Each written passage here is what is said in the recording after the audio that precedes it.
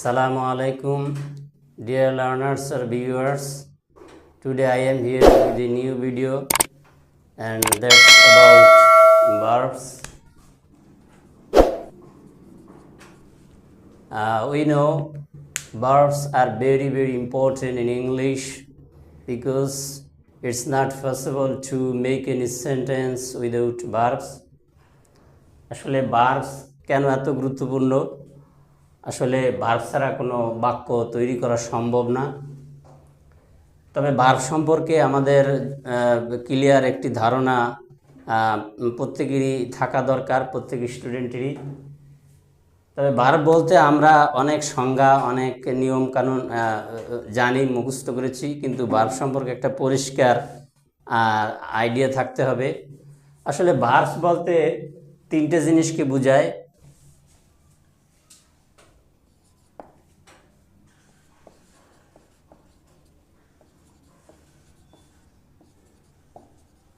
কোনো কাজ করা, ভার্ব বলতে এক নম্বরে কোনো কাজ করা বোঝায়, যেমন রাইট, যেমন আই এম রাইটিং, আমি লিখছি। এই রাইট একটা কাজ করা। তারপরে ওয়াক, হাঁটা। স্লিপ, ঘুমানো। তো এরকম অসংখ্য ওয়ার্ড আছে।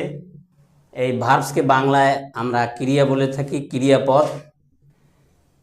তাহলে এরকম যেই ওয়ার্ড দিয়ে কাজ করা বোঝাবে সেটাই হচ্ছে ভার্ব। আর কাজ তো এরকমই একটা জিনিস যেটা করতে আমাদের শারীরিক শক্তি প্রয়োগ করতে হয়, এরকমই। তাহলে এক নম্বরে বোঝায় যে ভার্ব হলেও কোনো কাজ করা বোঝায় এমন সব শব্দ। তারপরে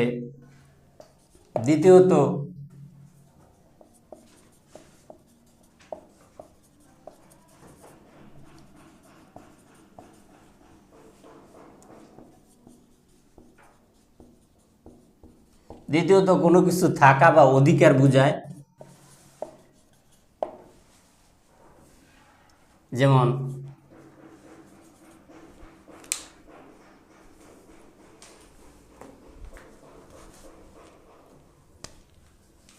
যেমন আই হ্যাভ এ পেন। এখানে পেনের উপর আমার অধিকার বুঝাইছে, এই হ্যাভ দ্বারা বুঝাইছে। এই হ্যাভ একটি ভার্ব, এই হ্যাভ দ্বারা কোনো কিছু থাকা বা অধিকার বুঝাইছে। তাহলে আমরা দেখলাম যে কোনো কাজ করা বুঝাইলে সেই ওয়ার্ড ভার্ব, কোনো কিছু থাকা বা কোনো কিছুর অধিকার বুঝাইলে সেটা ভার্ব। তৃতীয়ত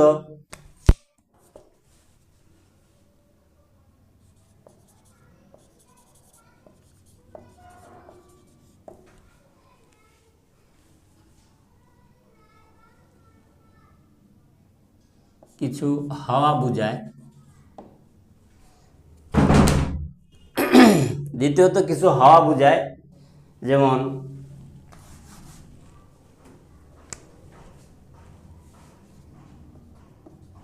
আই অ্যাম এ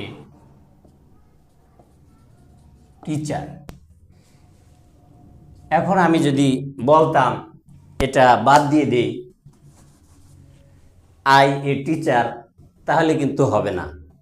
তার মানে আমি যে টিচার হয়েছি, আমার যে টিচার, আমি টিচার হওয়াটা বোঝায় না। এই জন্য এই এমটা এখানে লিখতে হবে। এই এম দিয়া হওয়া বুঝিয়েছে। বাংলায় সাধারণত আমি হই একজন টিচার, হই কথা অবশ্য বাংলায় আমরা ব্যবহার করি না। এই এম ইজ আর, যাকে বেসিক হলো বি থেকেই এম ইজ আর। তো এই এম দ্বারা হওয়া বুঝিয়েছে। এইভাবে এই তিনটা জিনিস আমরা দেখলাম, তিনটা জিনিস বোঝায় হওয়া, তারপরে থাকা বা অধিকার, আর কোনো কাজ করা। তো এই তিনটা জিনিস আমরা যদি খেয়াল রাখি, কোনো কাজ করা, কোনো কিছু থাকা বা অধিকার, কোনো কিছু হওয়া, এই তিনটে জিনিস বুঝাবে যে ওয়ার্ড দ্বারা, সেই ওয়ার্ডটি হচ্ছে ভার্ব, যাকে বাংলায় আমরা ক্রিয়াপদ বলি, সংক্ষেপে ক্রিয়া বলি। এখন আমাদের জানা দরকার এই ক্রিয়ার ভার বা ক্রিয়া অনেক প্রকারেরই হয়ে থাকে, তবে অতি গুরুত্বপূর্ণ কিছু ভার্বের শ্রেণীবিভাগ বা প্রকার জানা দরকার। একটা প্রকার হচ্ছে যে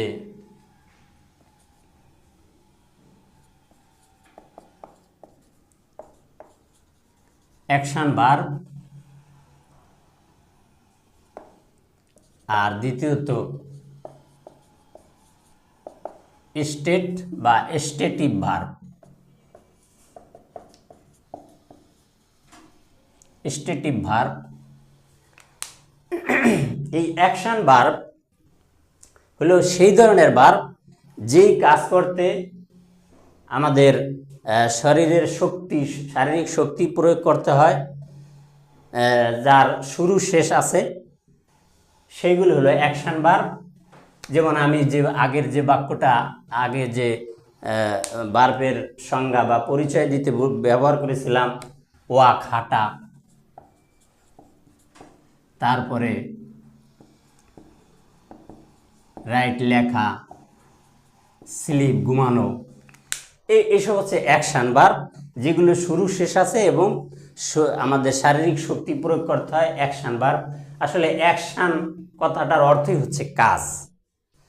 এই অ্যাকশন ভার্ব সেইগুলোই যেগুলো কোনো স্পষ্টভাবেই কোনো কাজ করা বোঝায়।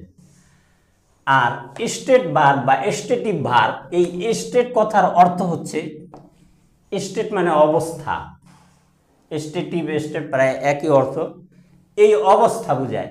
যেমন এর আগে আমি ভার্বের সংজ্ঞা বা পরিচয় দিতে আমি বলেছিলাম যে তিনটা জিনিস বোঝায়: কাজ করা, হওয়া, থাকা বা অধিকার। যেমন হওয়া হচ্ছে বি, থাকা হচ্ছে হ্যাভ, আর এটা হলো কাজ করা বোঝায়।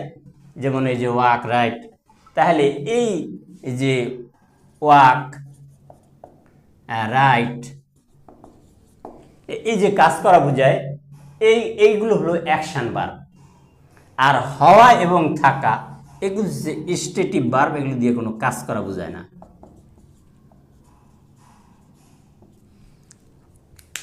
তাহলে আমরা জানতে পারলাম যে অ্যাকশন ভার্ব আর স্টেট ভার্বের দুইটা শ্রেণী আমরা জানতে পারলাম।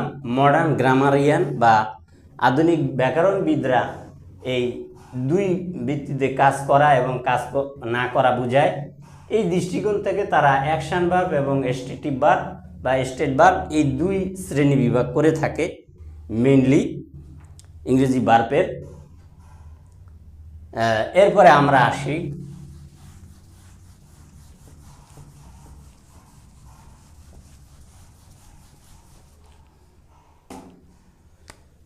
বক্তব্য সম্পূর্ণ হওয়া না হওয়ার ভিত্তিতে ভার্ব এবং আরও দুই প্রকার। এক হচ্ছে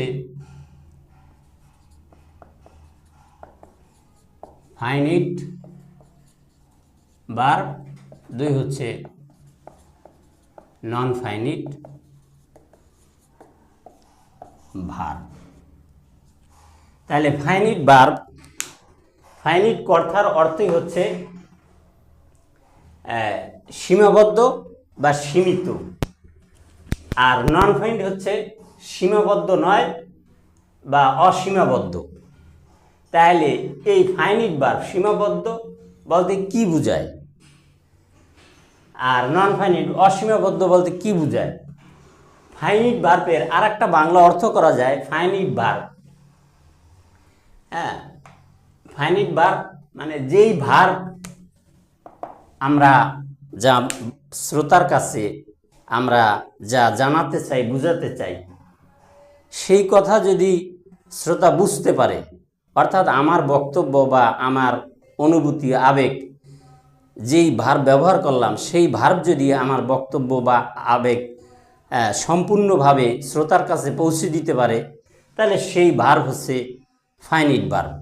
অর্থাৎ বক্তব্য বা অর্থ যেই ভার্ব সম্পূর্ণ করে শেষ করে, অর্থাৎ আমি যেটা বলতে চাচ্ছি সেটা যার কাছে বলতে চাচ্ছি সে যদি আমার কথা পরিপূর্ণভাবে বুঝতে পারে, সেই ধরনের ভার্ব হচ্ছে ফাইনিট ভার্ব।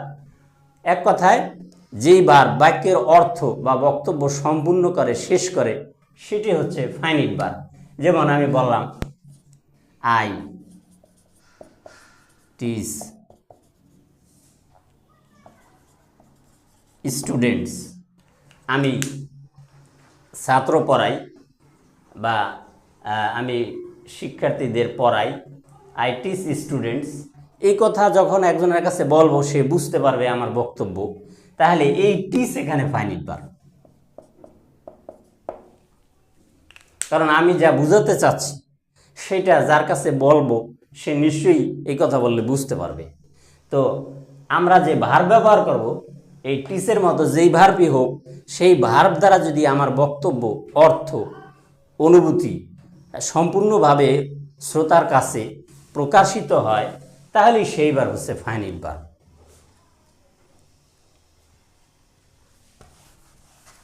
আর নন ফাইনিট ভার্ব এই ফাইনিট ভার্বের সম্পূর্ণ বিপরীত।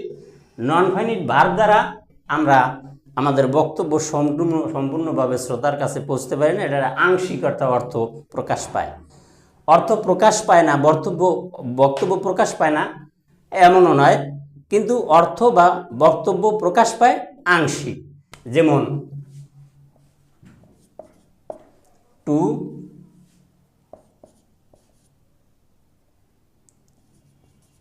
প্লান্ট ট্রিজ, যেমন এই যে প্লান্ট মানে গাছ লাগানো, টু প্লান্ট ট্রিজ বলতে কি হয়, অর্থ হয় গাছ লাগানো।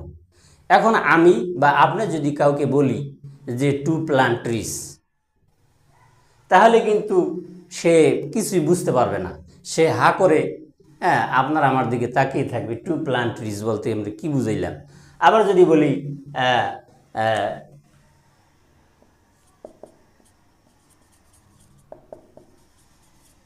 ইটিং ব্রেকফাস্ট, এখন আমি বললাম ইটিং ব্রেকফাস্ট, এটাও যদি কারো কাছে বলি সেও কিন্তু আপনার আমার দিকে হা করে তাকাতে হবে। ইটিং ব্রেকফাস্ট, এটা দিয়া আমি কি বুঝাতে চাইলাম, বা ইটিং বা to help him, to help him মানে তাকে সাহায্য করা।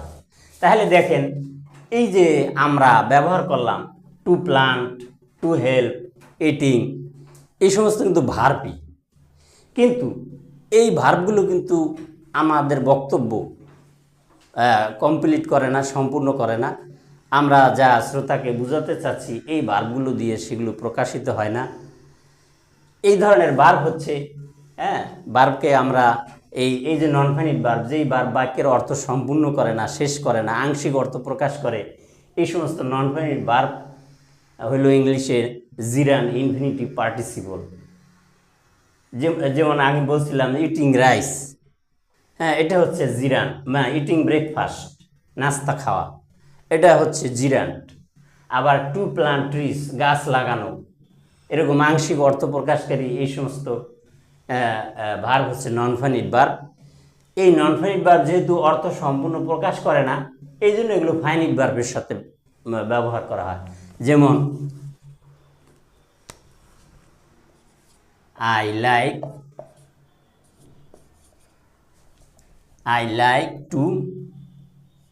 I like to plant trees, এই যে আমি গাছ লাগাতে চাই, এই যে এই কথাটা, এই যে লাইক, এটা হচ্ছে ফাইনিট ভার্ব। এখন এই ফাইনিট ভার্বের সাথে এই যে নন finite verb to plant, non finite verb, এই ফাইনিট ভার্বের সাথে আমরা নন ফাইনিট ভার্ব ব্যবহার করলাম। এখন কিন্তু এটা clear, I like to plant trees, আমি গাছ লাগাতে চাই। হ্যাঁ, তো এরকম মানে টু যুক্ত ভার্ব যাকে আমরা ইনফিনিটিভ বলি, এবং আইনজি যুক্ত ভার্ব যাকে আমরা জিরান বলি, যে একটু আগে বললাম যে eating breakfast,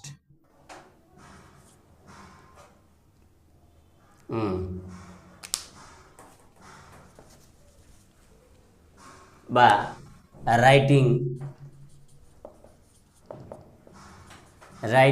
in English, writing in English, হ্যাঁ, ইংরেজিতে লেখা বা রাইটিং স্পিকিং ইন ইংলিশ। এই যে বললাম রাইটিং ইন ইংলিশ অথবা স্পিকিং ইন ইংলিশ, ইংরেজিতে কথা বলা, ইংরেজিতে লেখা, এটা কিন্তু কথাটা সম্পূর্ণ হলো না। কিন্তু আমরা যদি বলি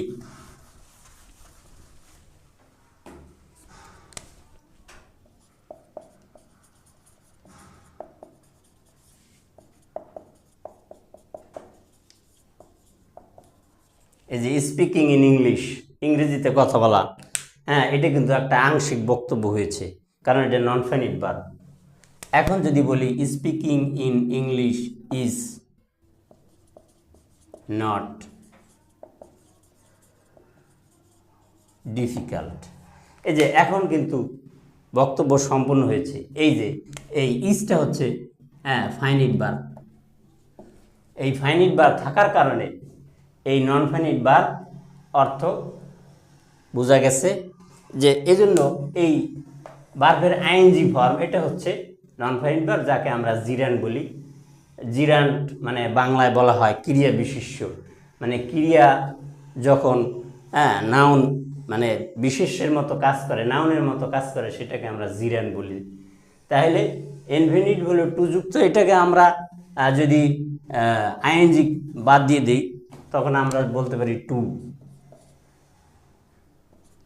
to speak in English is not difficult. অর্থাৎ ইনফিনিটিভ যাকে টু যুক্ত ভার্ব, সেটাও আমরা জিরান্ডের মতো নাউনের মতো ব্যবহার করতে পারি। তো এরকম টু যুক্ত ভার্ব মানে ইনফিনিটিভ এবং আইএনজি যুক্ত ভার্ব, এগুলো যখন নাউনের মতো ব্যবহৃত হয়, হ্যাঁ, অর্থ সম্পূর্ণ করে না। হ্যাঁ, যখন মানে ফাইনিট ভার্বের সাথে ব্যবহার না করলে তো অবশ্যই এই সমস্ত আংশিক বক্তব্য দিয়ে বাক্যের বক্তব্য পূর্ণ হয় না, তখনই আমরা এই সমস্ত নাউন ভার্বকে আমরা নন ফাইনিট ভার্ব বলি। নন ফাইনিট ভার্বের আরেকটি প্রকারভেদ আছে, সেটা হচ্ছে আরেকটি প্রকার আছে, সেটা হচ্ছে পার্টিসিপল। যেমন ডান, এটা একটা পাস্ট পার্টিসিপল। এখন যদি আমরা বলি ডান, তাহলে কিন্তু বক্তব্য হয় না। যেমন দা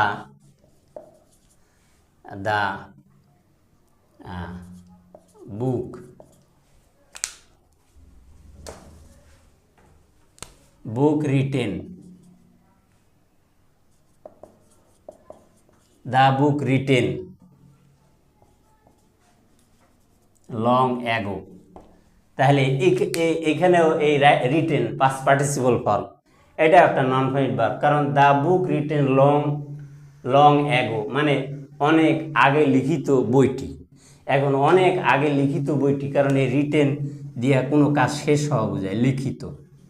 পাস্ট পার্টিসিপল ফর্ম কোনো কাজ শেষ হয়েছে এটা বোঝায়। যেমন the book written long ago, হ্যাঁ, অনেক আগে লিখিত বইটি, এটা কিন্তু নন ফাইনিট ভার্ব, কারণ এই ভার্ব ব্যবহার করার কারণে কিন্তু সম্পূর্ণ অর্থ প্রকাশিত হয় নাই। এখন যদি আমরা বলি the book written long ago was lost, এই যে ওয়াজ লস্ট, এটা হলো ফাইনিট ভার্ব। এই ফাইনিট ভার্বের সাথে নন ফাইনিট ভার্ব ব্যবহার করলাম, এখন কিন্তু অর্থ সম্পূর্ণ হয়েছে। কারণ লস্ট, হ্যাঁ, অনেক আগে লিখিত বইটি হারিয়ে গিয়েছিল। তাহলে আমরা জানলাম নন ফাইনিট ভার্ব এরকম পার্টিসিপল, হ্যাঁ, ইনফিনিটিভ এবং জিরান্ড আমরা নাউনের মতো করে ব্যবহার করি, আইএনজি ফর্ম। আর প্রেজেন্ট ফর্মের আগে টু ব্যবহার করে আমরা ইনফিনিটিভ ব্যবহার করি। আর এই পাস্ট পার্টিসিপল ফর্ম, এই তিন রকমের নন ফাইনিট ভার্ব আমরা ইংরেজিতে ব্যবহার করি। এ সম্পর্কে পরবর্তীতে এই নন ফাইনিট ভার্ব সম্পর্কে আরও একটু বিস্তারিত কোনো এক ভিডিওতে আলোচনা করব। আজকে আমরা আরও দুই প্রকার ভার্ব আলোচনা করব। সেটা হচ্ছে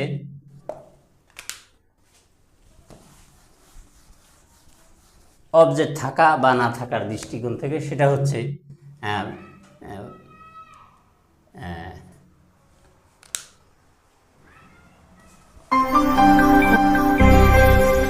সেটা হলো আমরা বলে থাকি যে